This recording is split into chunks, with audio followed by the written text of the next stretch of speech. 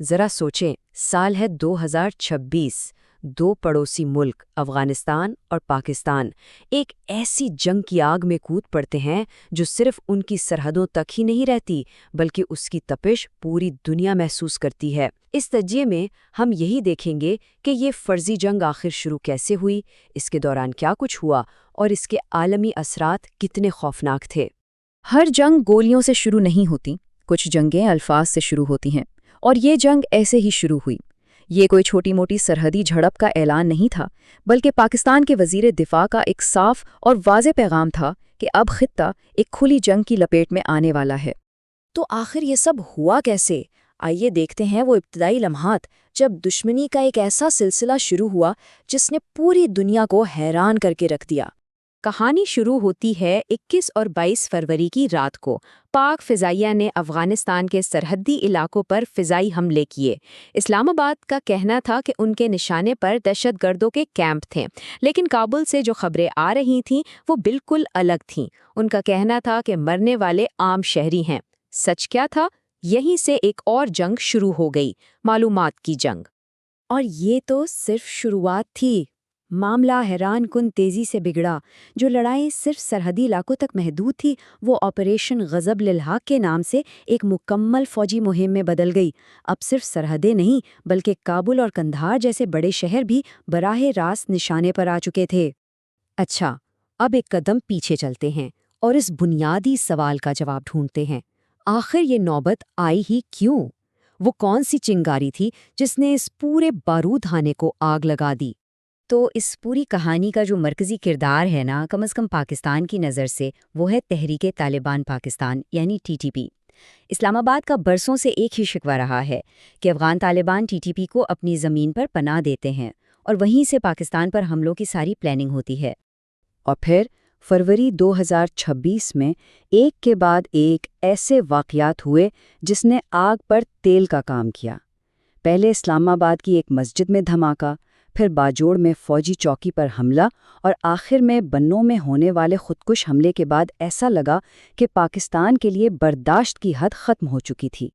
چلیں واپس چلتے ہیں میدان جنگ میں، جہاں ہر طرف افراتفری کا عالم تھا اور سچ اور جھوٹ میں فرق کرنا تقریباً ناممکن ہو چکا تھا، جو کہ آج کل کی جنگوں کی ایک پہچان بن چکا ہے۔ یہ جو نمبرز آپ دیکھ رہے ہیں نا، یہ صرف اعداد و شمار نہیں ہے، یہ اپنے آپ میں ایک جنگ ہے۔ حقیقت کے دو بالکل الگ الگ ورژن دنیا کے سامنے رکھے جا رہے تھے۔ ایک طرف پاکستان سینکڑوں دشمن جنگجو مارنے کا دعویٰ کر رہا تھا، تو دوسری طرف افغانستان سینکڑوں پاکستانی فوجیوں کی ہلاکت کی بات کر رہا تھا۔ اس سے صاف ظاہر تھا کہ جنگ صرف زمین پر نہیں، لوگوں کے ذہنوں میں بھی لڑی جا رہی تھی۔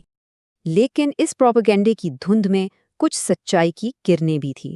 آزاد ذرائع اور سیٹلائٹ سے لی گئی تصویروں نے اس بات کی تصدیق کی کہ پاکستان کے حملے واقعی فوجی ٹھکانوں پر ہو رہے تھے، جیسے کابل میں اسلحے کا ایک ڈپو اور گردیز میں ایک فوجی اڈہ۔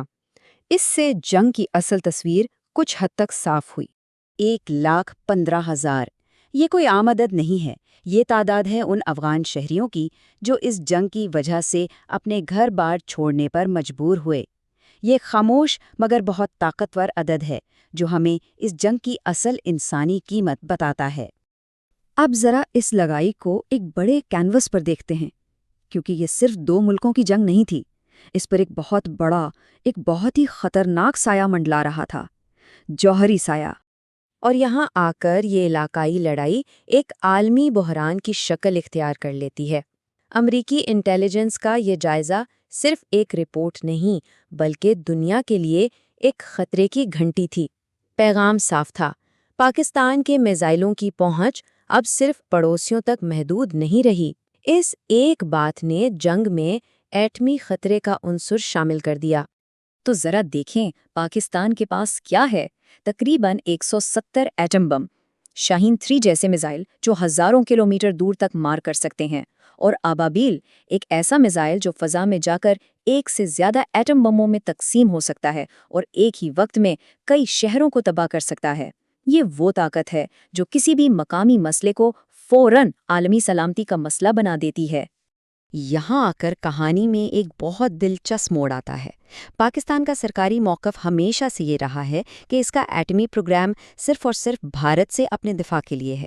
لیکن امریکی انٹیلیجنس کا تجزیہ ایک بالکل مختلف کہانی سناتا ہے۔ ان کے خیال میں اصل مقصد امریکہ کو مستقبل کی کسی بھی پاک بھارت جنگ سے دور رکھنا ہو سکتا ہے۔ اور یہیں پر ہم اس تجزیے کو ایک سوال پر ختم کرتے ہیں، ایک ایسا سوال جس کا جواب شاید کسی کے پاس نہیں۔